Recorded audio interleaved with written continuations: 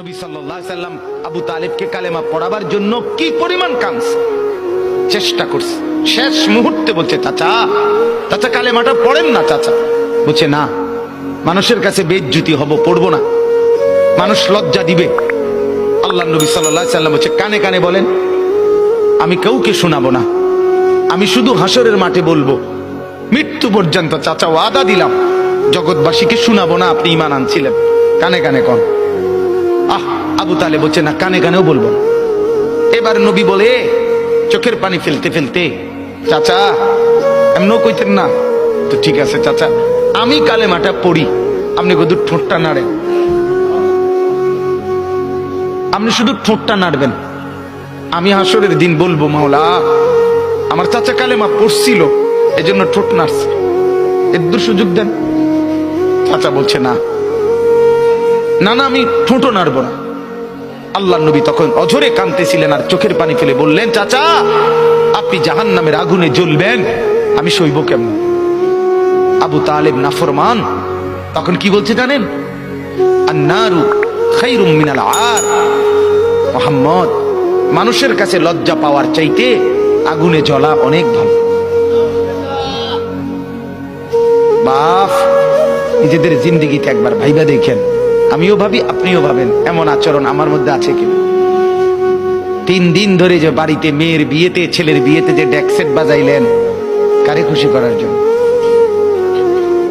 হ্যাঁ, 1 লক্ষ টাকার গেট, এরপরে গায়ে হলুদের এই নগ্ন অনুষ্ঠান কার জন্য করলেন? বেড়া বেড়ি সব যুবক যুবতী সব একই মাইক্রো প্রাইভেট কারের ভিতরে যাতাযাতি করে বহাইয়া একখান থেকে একখানে নিলেন, কার জন্য?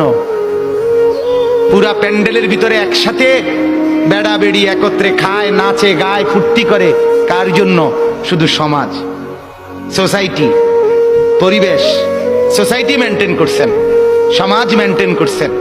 ছেলেরা চাইছে, মেয়েরা চাইছে, বাচ্চারা চাইছে, এতে হেতে চাইছে, তো মালিক তিনি কি চাইছিল?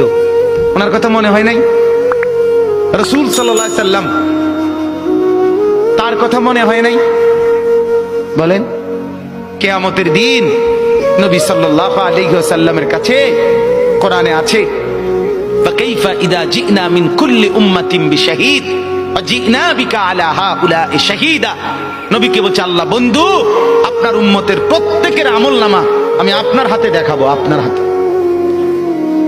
আপনার সামনে পেশ করব, আপনি দেখে কথা বলবেন আমার কাছে, সুপারিশ আপনি কইরেন, মানা নাই, কিন্তু আপনি দেখে করবেন।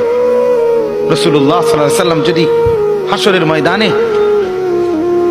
এরকম আমলনামা খুলে উল্টায় আর পৃষ্ঠার পর পৃষ্ঠা দেখে ফজর নাই, জোহর নাই, আসর নাই, মাগরিব নাই, ইশা নাই, শনিবার রবিবার, মদ জুয়া, অবৈধ উপার্জন, গান বাদ্য, নাটক, সিনেমা, জিনা, ব্যভিচার, বেহায়া, বেপর্দা সব উল্টায়। আল্লাহর নবী সাল্লাল্লাহু আলাইহি সাল্লাম তখন বলবে, উম্মত কি এটা?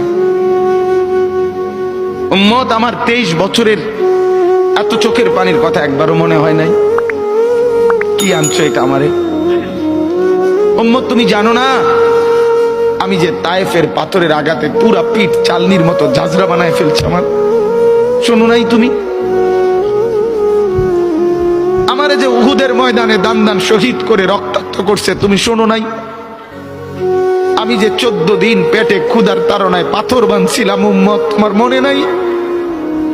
একবারও শোনো নাই আমার ক্ষুধার কষ্ট, আমার পিঠের ব্যথা, আমার দাঁতের ব্যথা, আমার কাঁধে 2টা কড়া ঢুকে গেছে? উম্মত, আমার ঘরে 3 মাস আল্লাহর নবীর স্ত্রী আয়েশা বলছে, আল্লাহর কসম উম্মত, নবীর স্ত্রী বলছে 3 মাস 3টা চাঁদ উঠছে ডুবছে, রাইনা হিলালান সুম্মা হিলালান সুম্মা হিলালান, 3 চাঁদ 3 মাসে নবীর 9 জন বিবির কারো ঘরে আম্মা জান আয়েশা বলে 1 ফোঁটা চুলায় আগুন জ্বলে নাই।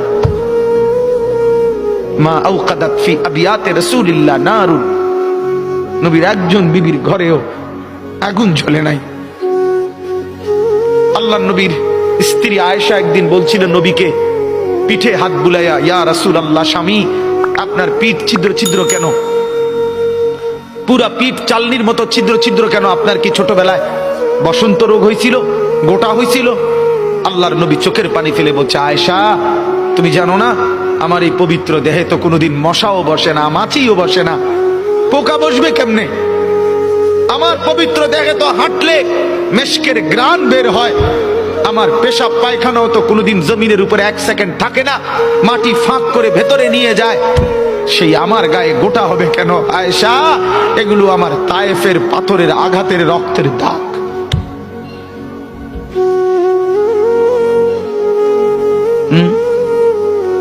বলো না বাপ, কিছুই মনে হইল না?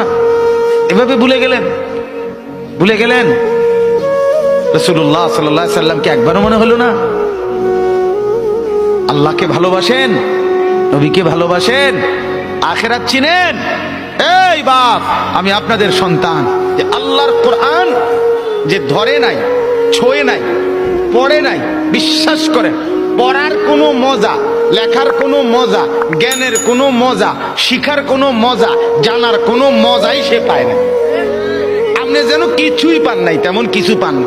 এতটি ফইরা এ ভাত তরকারি যায়, ইডি এমনি খাওয়া যায়, দূর মিয়া, এগুলো এমনি মিলান যায়। এ ভাত দুগার লাগে এত মেহনত করন লাগে না।